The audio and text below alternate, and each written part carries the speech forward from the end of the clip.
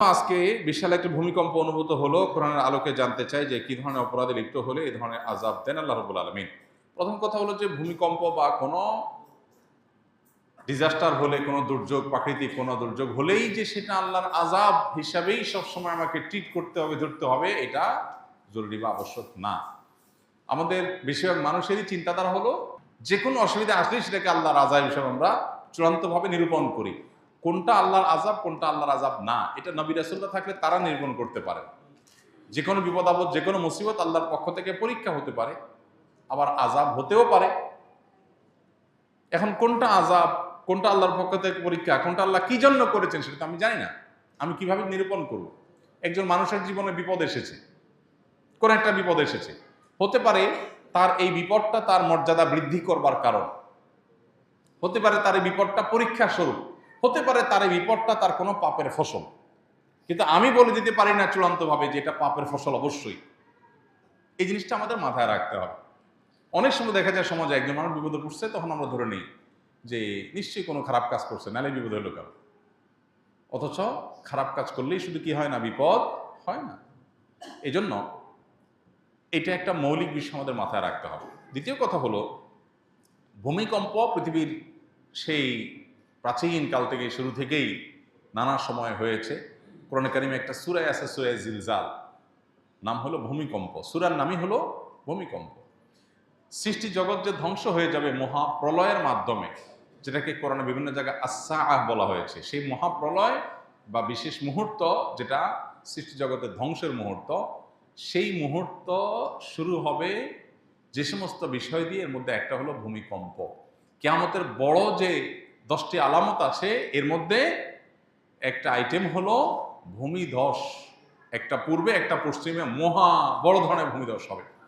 আবু রাদিয়াল্লাহু তাআলার একটা রেওয়ায়েত আছে, যে রেওয়ায়েত থেকে বোঝা যায় কিয়ামতের আগে এমন ভূমিকম্প হবে যে পৃথিবীতে মানুষের থাকার মাথাগত আবার কোনো জায়গা, কোনো ঘর খুঁজে পাবে না মানুষ, সব পড়ে শেষ হবে, অর্থাৎ সিস্টেম ভেঙে পড়বে। তো ভূমিকম্পের বিভিন্ন রূপ আছে, তবে কিয়ামতের কাছাকাছি সময়ে হাদিসে আসছে ওয়াতাকফিরুজ জিলজাল, ভূমিকম্পের পরিমাণ কিয়ামতের কাছাকাছি আসলে পরিমাণে বাড়বে, মাত্রা বাড়বে। এর বৈজ্ঞানিক বিভিন্ন ব্যাখ্যা আছে, কেন হয়, কি জন্য হয়।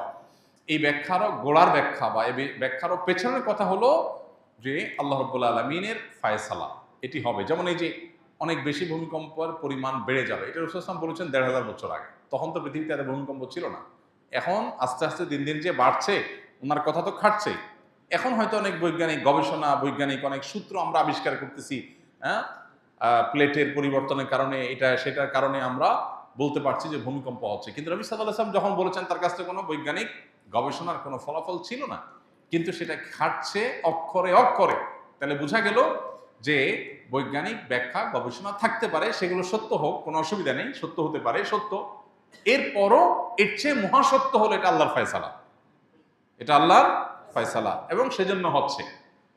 বৈজ্ঞানিক যোগ বিয়োগ ব্যর্থ হয়ে যেতে পারে, ভুল প্রমাণ হয়ে যেতে পারে, আল্লাহর ফয়সালা ভুল হওয়ার কোনো সুযোগ নাই। এই জন্যই তো দেখা যায়, এই যে কোভিড-19 সময় আমরা দেখেছি অনেকে পরিপূর্ণ নিরাপদ জায়গায় ছিলেন, আবার কোভিডে আক্রান্ত হয়ে গেছে। আরেকজন সারাক্ষণ কোভিডের রোগীর কাছে ছিলেন, তার কিছুই হয় নাই।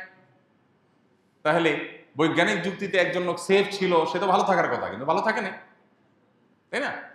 এই জন্য আল্লাহ রাব্বুল আলামিন কি চাচ্ছেন সেটাই বড় জিনিস। আমরা বিভিন্ন কারণ আবিষ্কার করতে পারি, ডেফিনেটলি সে কারণ আবিষ্কার করব, সতর্ক থাকবো, বোঝার চেষ্টা করব, এগুলো কোনো সাথে কোন হাদিসের কন্ট্রাডিক্টরি নেই। কিন্তু বিশ্বাসের জায়গা হবে সেটাই যেটা আল্লাহ তাআলা ফয়সালা করে রেখেছেন। এই জন্য ভূমিকম্পের এই সমস্ত পরিস্থিতিগুলো আল্লাহ তাআলার আয়াত, আল্লাহর নিদর্শন সমূহ বলতে পারি। আল্লাহ তাআলা কোরআনে কারিমে বলেছেন যে আল্লাহ তাআলা যে নিদর্শন নাজিল করেন, সেই নিদর্শনটা মানুষকে সতর্ক করবার জন্য নাজিল করেন। অতএব আমাদেরকে সতর্ক হতে হবে, এবং এই সমস্ত ভূমিকম্প আমাদেরকে সতর্ক করে যে আমরা যে কোনো মুহূর্তে দুনিয়া থেকে চলে যেতে পারি।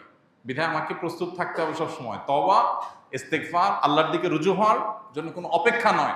এখনই এই মুহূর্তে আমার তওবা করে ফেলতে হবে, হতে পারে এর পরের মুহূর্তে আমি আর সুযোগ পাবো না। দুনিয়াটা যে খুবই ক্ষণস্থায়ী, এটাকে আমরা যতটা পার্মানেন্ট মনে করি, যেভাবে এটার জন্য আমাদের প্রিপারেশন থাকে, তাতে মনে হচ্ছে অনন্তকাল থাকবো, সেটা যে ভুল। এটা আল্লাহ তাআলা এই সমস্ত ঘটনার মধ্য দিয়ে আমাদেরকে বারবার করে বার্তা দেন, স্মরণ করান। নবী রাসূলরা এসে যে কাজটি করাতেন, স্মরণ করাতেন সেটি। অতএব আল্লাহ তাআলা আমাদেরকে এগুলো থেকে শিক্ষা গ্রহণ করবার তৌফিক দান করুন। গুনাহ করলে অন্তরে দাগ পড়ে, কথাটি কতটুকু সত্য? যদি সত্যি পড়ে থাকে তাহলে কেন পড়ে এবং এই দাগ কাটানোর উপায় কি?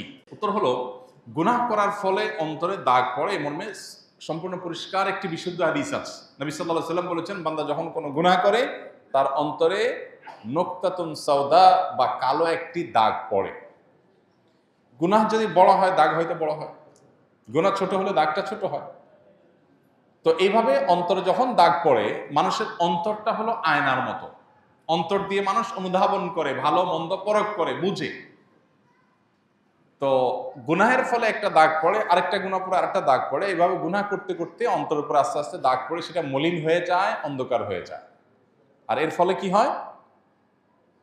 এই অন্তরে আর ভালো কিছু নিরূপণ করার শক্তি থাকে না। এই জন্য দেখবেন যারা পাপাচার করতে করতে করতে সব রকমের পাপ করে, নামাজ পড়ে না, গুনাহ করে, গান বাদ্য মাদক হারাম সব কিছুতে ডুবে থাকে, এই মানুষগুলো দেখবেন খুব সহজে সঠিক পথে ব্যাক করে না এবং তারা ভালো মন্দ বুঝতে পারে না। কারণ ওই যে একটা স্বচ্ছ আয়না, আমরা যখন চেহারা দেখি, চেহারার ভালো মন্দ দিকগুলো আয়না দেখা যায়, তখন আমরা ঠিক করি, ওইটা সংশোধন করি। কিন্তু যদি আয়নাটাই সব দাগে ভরা থাকে, তাহলে ওই আয়নাতে আমার সমস্যা ধরা পড়বে না। ঠিক একইভাবে গুনাহ করতে করতে মানুষের অন্তর যখন কালো হয়ে যায়, তখন সে অন্তর দিয়ে ভালো আর মন্দ পথ সে বের করতে পারে না। ওইটা ওই ময়লা আয়নার মতো, ভালো মন্দ বোঝা যায় না ওইটা দিয়া, তার অন্তর দিয়ে ভালো মন্দ বোঝা যায় না এবং তার অন্তরে মোহর পড়ে যাওয়ার মতো অবস্থা তৈরি হয়। এখন প্রশ্ন হলো, এই অন্তরের কালো দাগ দূর করবার উপায় কি? উত্তর হলো, এই অন্তরের কালো দাগ দূর করবার উপায় হলো তওবা। এর উপায় কি? তওবা। বান্দা যখন কোনো গুনাহ করে, দাগ পড়ে, এই দাগ মোছার উপায়টা কি? ডিলেট করার উপায়টা কি? এটা ডিলেট করার জন্য রিমুভার হলো তওবা। বান্দা যখন খাঁটি অন্তরে লজ্জিত অনুতপ্ত হয়ে নিজেকে ভৎসনা করে আর এই গুনাহ এই পাপ সে আর করবে না এই মর্মে সংকল্প করে, তখন তার অন্তরের দাগটা আল্লাহ মুছে দেন। আত্তাইবু মিনাজ যামবি কামাল্লা যামবালা। গুনাহ করার পর যখন তওবা করে মানুষ ফিরে আসে, তখন যে গুনাহ হওয়ার কারণে যে সমস্যা হয়েছে সেটা একদম মুছে সাফ হয়ে যায়, কেমন যেন সে গুনাহই করেনি। এই জন্য তওবাটা আমাদেরকে নিয়মিত করতে হবে এবং তওবা অব্যাহত রাখলে ইনশাআল্লাহ অন্তরটা পরিষ্কার হবে। আল্লাহ তাআলা কিয়ামতের ময়দানে জিজ্ঞাসা করবেন, অন্তরটাকে আমরা পরিচ্ছন্ন আনতে পারলাম কিনা। ইয়াউমা লা ইয়ানফা'ু মালুন ওয়ালা বানুন ইল্লা মান আতাল্লাহা বিকলবিন সালিম। আল্লাহর কাছে যে একটা ফ্রেশ অন্তর নিয়ে যেতে পারবে, সে কিয়ামতের দিন মুক্তি পাবে, আর না হলে মুক্তি পাবে না। এই জন্য অন্তরকে ফ্রেশ করার জন্য গুনাহ হলে সাথে সাথে তওবার রিমুভার দিয়ে মুছে ফেলতে হবে। অনবরত তওবা করে নতুন সংকল্প করে পরিবর্তিত হতে হবে। এই যে ভূমিকম্প গেল, একটা অ্যালার্মিং একটা বিষয়, একটা বার্তা।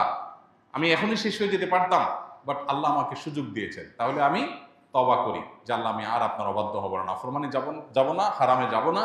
এই যে নতুন সংকল্প করলাম, সেটাকে টিকে রাখার জন্য সংগ্রাম করলাম, এটাই তওবা। এর মধ্য দিয়ে অন্তরে আগে যেগুলো হয়েছে সেটা পরিষ্কার হয়ে যাবে ইনশাআল্লাহ।